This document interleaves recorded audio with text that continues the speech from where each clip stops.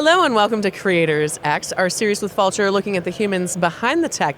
Very excited to be here with Philip from Baseten, a now repeat guest on the show. Looking forward to round two. Thank you. Honestly, after last time, I'm really shocked that you asked me back. I don't know about that. You're a fantastic guest, a recently published, very successful author. We just crossed 20,000 copies. Oh my gosh, congratulations. Thank Big you. deal. I actually saw on LinkedIn the other day someone had your book as their reading material for a long haul flight, and it made me proud of you and made me think you must be feeling pretty awesome about that. Thank you. I did feel awesome about that because I have trouble sleeping on planes, so I wanted to write something that could put people asleep on a plane. Well, you've obviously got a great sense of humor as well. When you were writing the book, did you anticipate that you were going to have sold 20,000 copies this quickly?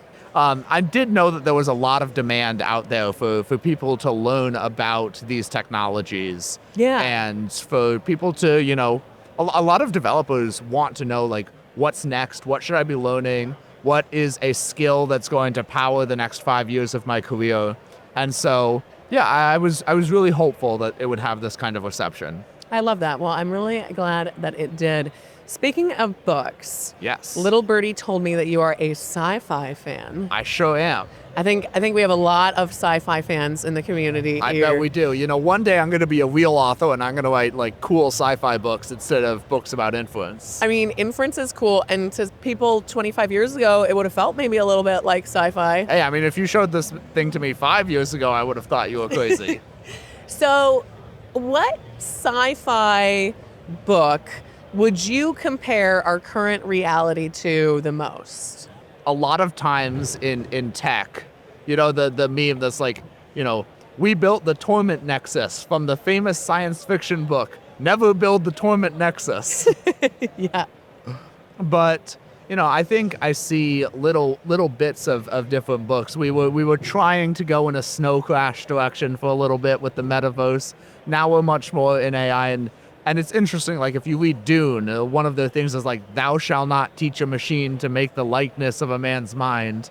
So there are a lot of sci-fi books kind of warning about the direction we're going in, but there's also a lot of books that are showing, what the great outcomes can be. I really hope we're going for more of a Star Trek outcome than a Star Wars outcome, let's say. Amen, my friend. I think we all certainly agree with that. If you were to compare yourself to a sci-fi character, who would you say you're most like? Oh, that's another tough one. I'm definitely compelled to give myself some very positive comparisons. I'm giving you the opportunity to. Don't hold back, Philip. I think, one of my favorite books is this book by Neil Stephenson of Snow Crash fame. It's called Anathem.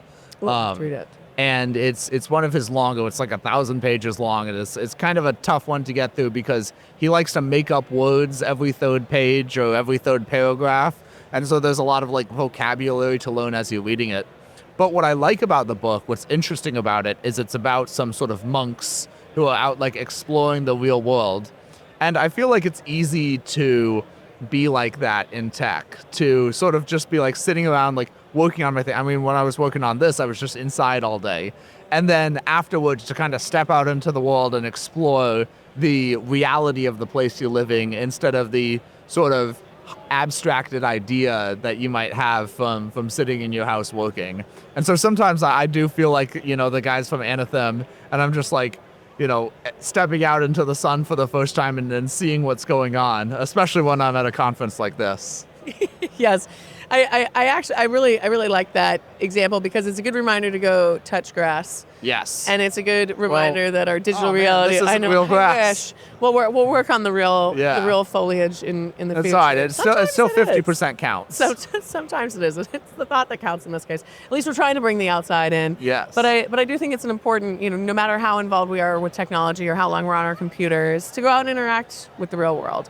Speaking of interacting with the real world, but doing it in a really cool way, you were telling me about an awesome sci-fi themed dinner that you're doing for customers. Tell me a little bit about that. Yeah, so in a couple weeks, I'm having this dinner where we have a curator, like an archivist, and I'm a big fan of archivists. My sister is a librarian archivist, but it's not. It's a different archivist. It's a family of book people. I love this for you. I am from a very book-oriented family. We have an archivist coming in. He's got a collection of rare sci-fi books that he's sort of a broker for, and so he's going to be showing signed first editions of Snow Crash and I, Robot. He's got a Frankenstein first edition. He's got some early works from like Babbage and Turing and some of these famous scientists. And so we're gonna like read sections from, like look at these sort of old books and discuss them.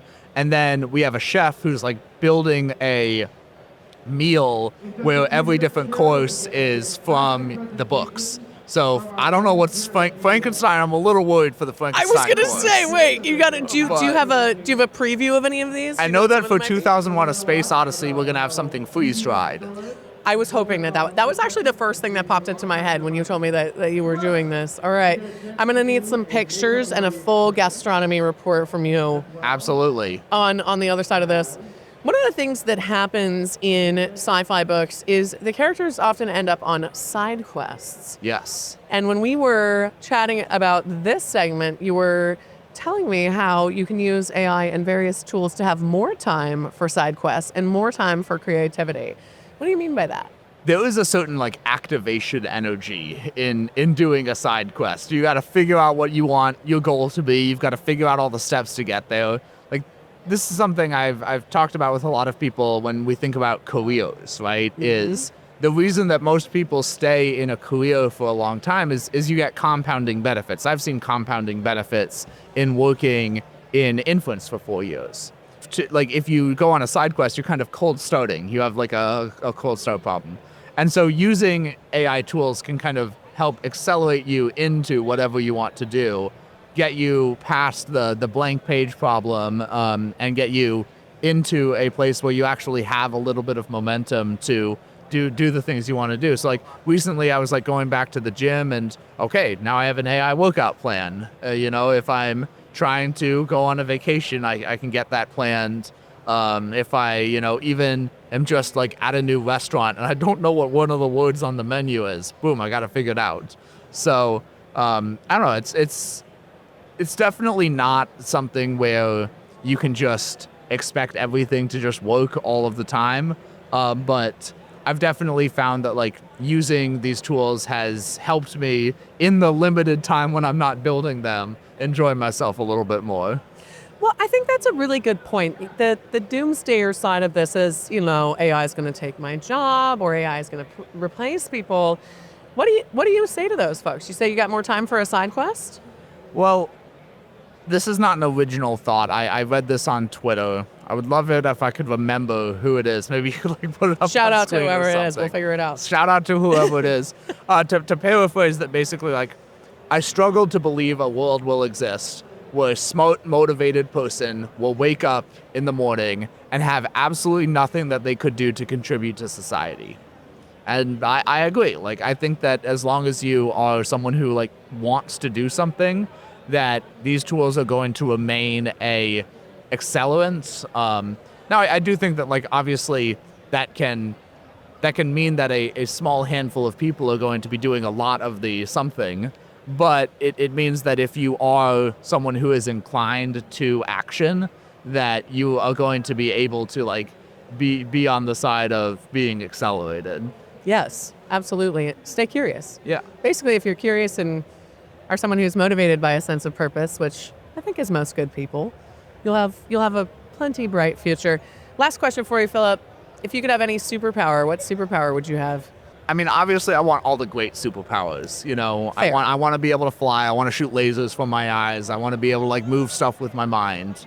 If I could have like a very basic superpower, like a really run-of-the-mill street-level hero superpower, I live on like this 3rd floor apartment. It's so annoying to take the stairs. I would love it if I could just like hop. Like if I was really good at jumping. Just like a little pogo jump. Yeah. Bit. If I could just like jump like I don't need to be able to leap tall buildings in a single bound, but maybe like, modest high rises. That would be my go-to superpower. I like that. I like that because you gave it a bit of a bounding box. Yeah. You don't have to be able to get into the stratosphere, but you'd like to be able to get into your apartment window. Exactly. I'm not looking for a superpower that changes my life. I'm looking for a superpower that saves me like 30 seconds per day. Hey, and that incremental change leads to big dividends and hopefully gives you more time to read sci-fi books, practice martial arts, and do whatever else you want to do. Write more books. Gotta write more books, that's for sure. Philip, I really appreciate chatting with you every time. Thanks for coming. Thank you for having me. My pleasure. And everyone, do be sure to check out Inference Engineering.